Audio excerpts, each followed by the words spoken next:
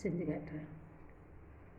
இப்போதாங்க இன்றைக்கி நான் தேங்காயெல்லாம் எடுத்தேன். கப் அளவில் 3 கப்பு தேங்காய் எடுத்துருக்குறேன். தேங்காய் துருவின தேங்காய் இதுமாரி வெள்ளையாக துருவிக்கணும்.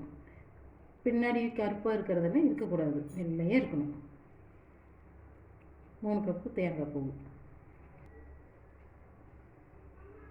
அடுப்பு பற்ற வச்சு லேசான தீயில் கொஞ்சம் நேரம் வணக்கணும். வணக்கினா அந்த ஈரப்பதம் போயிடும். அப்போ தான் மறுபடியும் சர்க்கரையில் பாகு செய்யும்போது இது போட்டோம்னா சீக்கிரமாக தேங்காய் பருப்பி ஆகும். அதுக்காகத்தான் இது வணக்கிறது. தண்ணியாட்டு இருக்கிறது போயிடும். ஆனால் வணக்கினா கொஞ்சம் நல்லா மணமாக இருக்கும். அதுக்காக தான் வணக்கிறது. நான் லேசான தீயில் பாரு இப்படி வறுத்துட்டே இருக்கிறேன். தண்ணியெல்லாம் உறிஞ்சிடும். இப்படி வறுத்துட்டே இருக்கணுங்க. கருப்பாகக்கூடாது. லைட்டாக பற்ற போதும். மணம் வரும். தேங்காய் பூ போட்டாவே மணம் வரும் பாருங்க. அந்த மணம் வரும். அப்போ அடுப்பு ஆஃப் பண்ணிடலாம். இந்த வறுப்பு போதுங்க. கையில் இப்படி எடுத்து பார்த்தா பாருங்க, கையில் ஒட்டாது. அந்த அளவுக்கு இருந்தால் போதும். பதம் நல்லா சூடான போதும். அந்த தண்ணியெல்லாம் உறிஞ்சிடும்.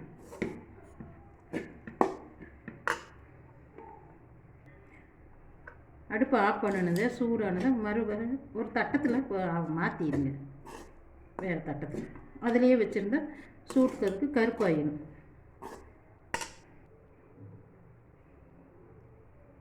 வடை சட்டியிலேருந்து நான் தட்டத்தில் மாற்றிட்டேன். பாருங்கள், கையில் ஒட்டவே ஒட்டாது. அப்படி இருக்கிற மாதிரி வறுக்கணும். ஆனால் கருப்பாகக்கூடாது.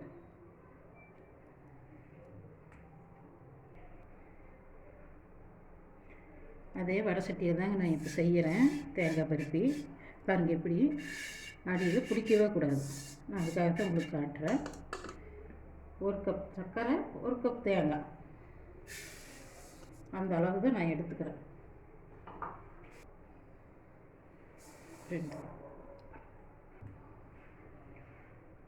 1 கப் சர்க்கரை, 1 கப்பு தேங்காய். அது மாதிரி 3 கப்பு தேங்காய், 3 கப்பு சர்க்கரை. இனிப்பு கரெக்டாக இருக்கும். கொஞ்சம் ஒருத்தர் ஜாஸ்தியாக சாப்பிடுவாங்க. அதனால் கொஞ்சம் ஜாஸ்தியாக 1.25 கப்பு போட்டுக்கலாம். இன்னும் நான் அடுப்பு பற்ற வைக்கலைங்க. சர்க்கரை மூழ்கிற அளவுக்கு தண்ணி ஊற்றணும். அதுதான் அளவு.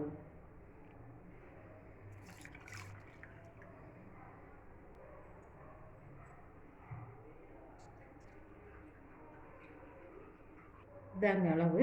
சர்க்கரை முழுகிற அளவுக்கு நான் தண்ணி ஊற்றிருக்கிறேன். இந்த மாதிரி தான் ஊற்றணும். அதுக்கப்புறம் அடுப்பு பற்ற வைங்க. முதல்ல பற்ற வச்சா கருப்பு ஆயிடுது சர்க்கரை. இப்படி கலந்து விட்டுட்டே இருக்கணுங்க.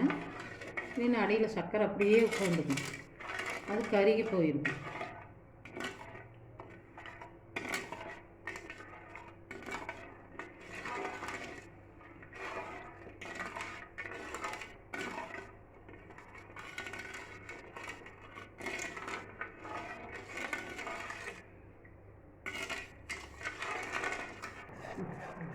இந்த மாதிரி கொதித்து வந்ததுக்கப்புறங்க ஒரு கிண்ணத்தில் தண்ணி வச்சுக்கோங்க.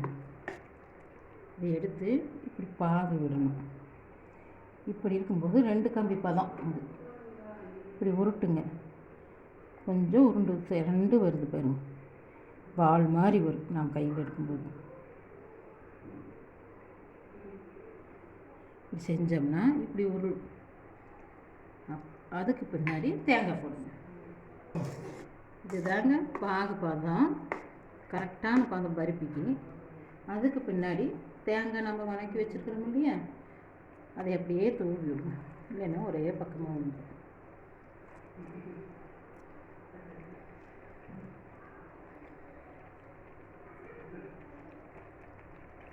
இப்படியே கலக்கிட்டுருங்க. தேங்காய் பூ ஒரே முட்டை எடுத்து கொட்டிடாதீங்க. தூவி விடுங்க.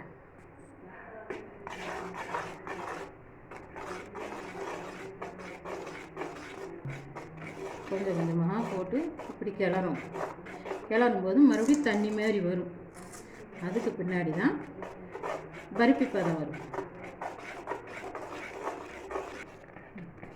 தேங்காய் போட்டதேன் எப்படி இலகும் என்னோட தண்ணியாட்டு இருக்குதுன்னு நினைக்காதீங்க.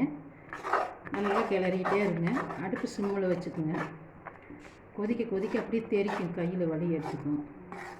அது பார்க்கறதுக்கு நல்லா சூடுபடும் நம்ம கைக்கு. கம்மி பண்ணிக்கோங்க. இப்படி கிளறிக்கிட்டே இருங்க. இதுலேயே சுருண்டு வரும்.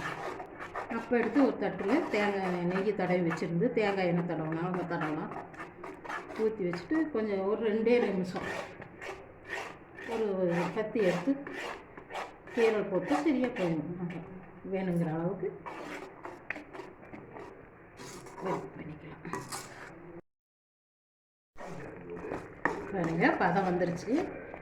இப்போ இதை எடுத்து தண்ணியில் விட்டாலும் இப்படி நிற்கணும்.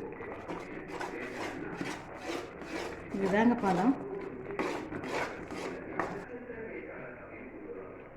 பார்த்தீங்கன்னா கையிலையும் மட்டும் இல்லை, இதுலேயும் மட்டும் இல்லை, நடுவில் பாருங்கள் அந்த பருப்பி மாதிரியே வருது பாருங்கள். எல்லாம் ஒட்டி இருக்கும். அதுதான் பதம்.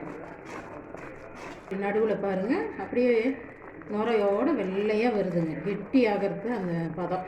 பார்த்தீங்களா சாப்பாடு கலர் மாதிரி இருக்குது. நான் அடுப்பை ஆஃப் பண்ணிட்டேன். அப்படியே எடுத்து தட்டில் நெய் தடவின தட்டில் ஊற்றிடுவேன். எல்லா பக்கம் பரவுற மாதிரி இப்படி கொஞ்சம் தட்டு ஆட்டி விடுங்க. கரெக்டாக வந்து பரவலாக ஆயிடும். தட்டில் இப்படி ஊற்றிங்க. நம்மளுக்கு விருப்பமான சைஸு வெளில போட்டுக்கணும். ஆனால் 2 நிமிஷத்தில் தான் போடணும். இல்லைன்னா கெட்டி ஆயிடுச்சுன்னா போட முடியாது. கொஞ்சம் சூடாக இருக்கையில் தான் போட முடியும். இல்லை,